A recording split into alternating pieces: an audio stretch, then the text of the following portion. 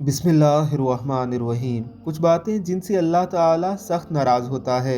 औलाद को गाली देना, खुसूसन बेटी को, दिल में बुग़्ज़ रखना, मेहमान को देखकर मुंह बनाना, अज़ान के वक्त काम में मसरूफ़ रहना, माँ बाप की अक्ल को कोसना, नमाज के बाद दुआ ना मांगना, खड़े होकर पानी पीना। औलाद को गाली देना हमारा रवाज बन चुका है। दिल में बुग़्ज़ रखने वाले को ही चालाक समझा जाता है। मेहमानों को देखकर क्या, मेहमानों को सुनकर ही हमारा मुंह बन जाता है। अज़ान की तो हमें कभी परवाह ही नहीं होती कि कब अज़ान हो रही है। हम कभी अज़ान का जवाब देना भी गवारा नहीं करते। माँ बाप की अक्ल को कोसना तो हमारा शार बन चुका है।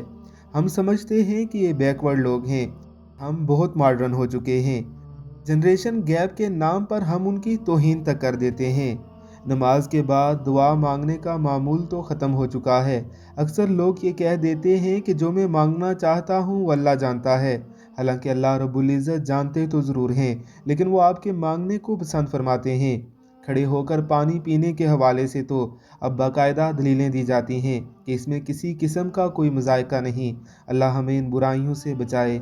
आमीन सुम आमीन।